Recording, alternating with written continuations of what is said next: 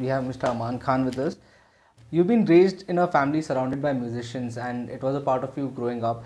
And your father is definitely a big influence on you. Besides that, was there any other factor that made you take up Indian classical music as a whole? Well, as a child, I was always introduced into classical music before even I knew what Indian classical music is all about. I was a big fan of Bollywood music. I used to love songs and all more than I used to enjoy playing and listening to Indian classical music as a kid. But as I grew older, sometimes I always say that sometimes you choose your own destiny, or destiny chooses you.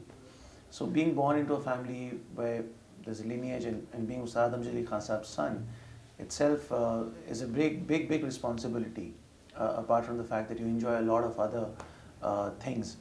So yeah, it is. My father has obviously been a great influence, and he is my first hero.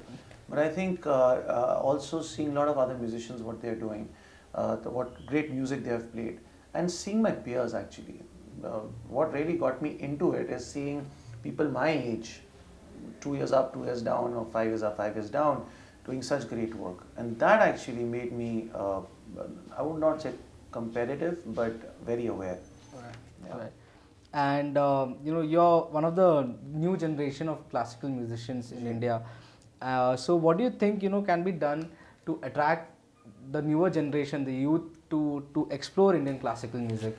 I think the first thing which is very important is, whenever we talk about any genre, generally you would have asked this question earlier and heard answers that, why is ghazal dying? Why is classical music dying? I always say it's because of people like us. You had people like Pandit Ravi Shankar, Ustad Amjad Ali Khan Saab, Zakir Hussain Saab. Now these are people who made the genre very popular. Jagjit Singh Saab, who made the genre very popular.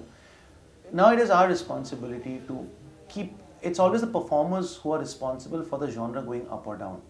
I always say that. I don't blame people, I don't blame audience, I blame people who do it themselves. And as far as attracting the youth is concerned, I think classical music is, people used to earlier, I think, trip on trance and rave, but they trip on classical music now. I can see it coming back. And also collaborating, which I did last night with a lot of band artists actually. That's a lot of energy, full energy.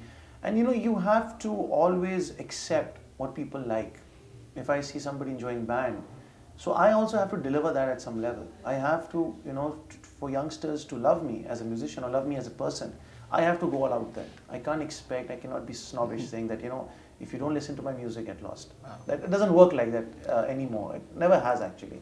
So you have to embrace your audience. You have to go with an open mind. Right.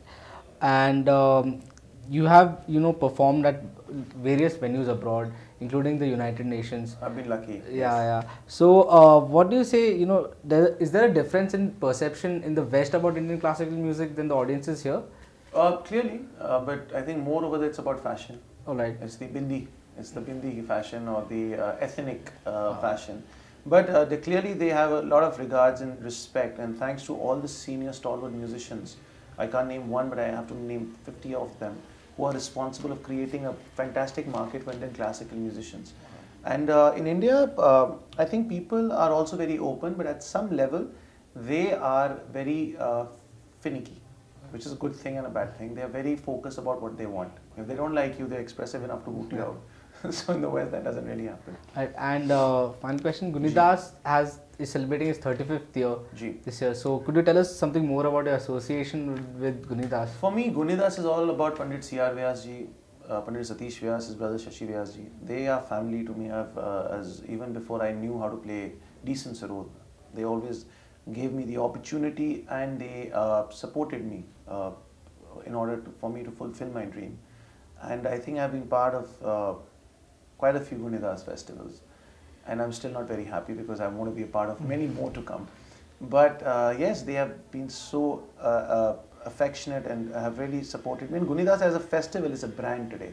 For any musician to be a part of Gunidas itself is like you're recognized as an accepted Indian classical musician. All right. Thank you. Thank you. Yeah. Thank you.